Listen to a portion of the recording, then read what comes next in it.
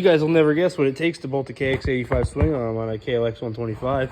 A lot of what you need right here is two spacers to go from 14 millimeter thread to 12 millimeter thread. You put these in here, that fixes your motor to the right size swing arm bolt. Then you just got to make a couple shims that go in between the engine or the frame, the swing arm, and the engine. And bada bing, so it's crazy how much slop there was in this bolt here. You could put this spacer in and you can wobble it around because it wasn't the right size. So what we're doing here is we're cutting another one real quick. The bolt started like this, then we got it machined down to like this. We made some spacers out of it, so these spacers fit nicely right in the frame and snap in, so that way now the frame's also the right size hole. Also, I might tack weld those in so that way they don't fall out when I put the swing arm in. I align the sprocket and everything, so that's why these are such odd spacing. And then I need to make one more to go against the case in the back of the swing arm there. This one is made to go into the case right there. So we're pretty much one spacer away from being done with the swing arm being mounted. Once it's mounted, then we can go on to the brakes. Once the brakes are done, we can machine a custom front sprocket, and we're riding. All right, you'll never guess what this sketchy apparatus is. It's to hold the laser. We aren't any farther on the bike, but this is an important step, and I think it should be shown. Everything needs to be nice and centered on the bike. As you can see this, I just bumped into the dang box, so now it's shaking a little bit, but everything's centered down the bike, and then you got your tire nice and center also. So that's exactly what you're looking for. That means our two outer spacers are exactly where they need to be. Everything is sitting happy, the pivot bolt's in. Now we can measure for our two inner spacers and make sure that everything is the right dimensions, the right width, holds it happy, and then we can continue on with the project.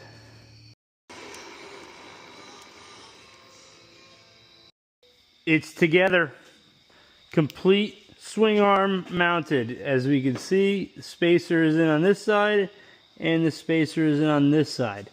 Everything is mounted and good. I had to cut down the axle bolt from the original KLX 14 millimeter to 12 millimeter. I got to get a tap for that tomorrow. The KX axle was not long enough. It doesn't shake, it doesn't do anything. It's good, fixed. I got the front sprocket off. We're going to cut that down, save this inner ring, and then the new sprocket, we'll bore it to the same size and then weld the new sprocket onto the old hub so that it fits. Couldn't figure out how to chuck the sprockets in the lathe a good way, so what I ended up doing was just taking those bolts I made the spacers out of. I tapered it down to the inside of that spline shaft, sat it on there, sat it against that flat face. It sits nice, so you could just tack weld it in. Tack welded that on, so now I can cut the outside off of this pulley, off of this sprocket, and then this one we're going to do the same thing, just reverse. We're going to cut the inside off of this one, and then so this inside will fit in here, and then we can weld it around, and we'll have our custom machine sprocket. We're doing the sprocket. What I got here is the inside of that sprocket. We machined down one of those bolts that we made the spacers out of, and we could sit that right on there. That was welded on. Then we cut this sprocket off. This was the 428 style chain. Then this one goes to a 420 style chain. What we did was we bored the inside of this one till we got to the appropriate size. So now we take this off. This fits our KLX. This sprocket will fit our now rear sprocket with a 420 chain ratio. We sit this on our flat piece of steel with our filler rod spacers. That centers it perfectly. Now we can weld that, and then it'll be put on the bike. Chain's done. So now we're done. We just got to figure out the brakes, and we're all set, I think. Probably going to change the shifter too.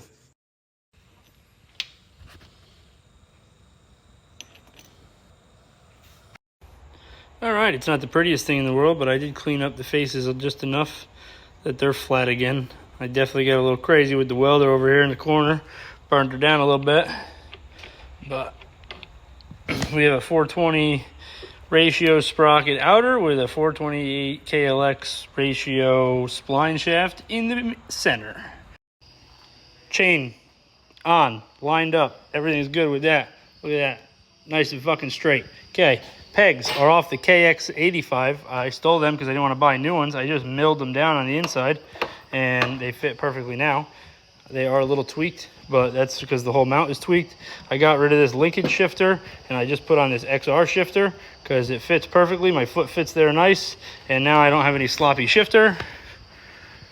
I got the brakes right here.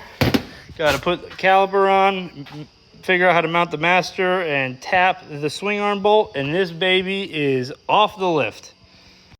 All right, well, this is what the first one looked like, and this is the wrong thread because I was doing something wrong before, and then I bent it and all that. So this is the new one that I made from a piece of bar stock. Welded the head on, and then I just faced it off so that it looks nice. I cut it off of this old bolt, so I'm gonna have to cut this one still, but I would rather it be a little long right now, but we're getting there. This was a $27 bolt. I made it.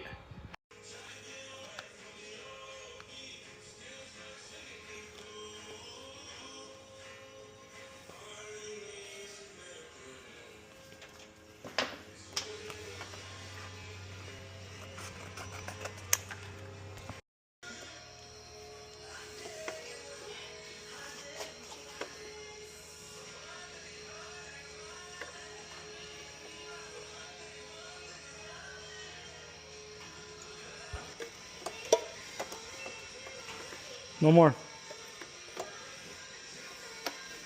Bet you've never seen a KLX 125 with a 14-inch rear tire. It is off the lift. It is done. I rode it this weekend. It's fantastic. The only thing that needs to be done is that rear brake bracket needs to be remade out of a thicker steel because it flexes when you hit the brake real hard. So that means this project is over.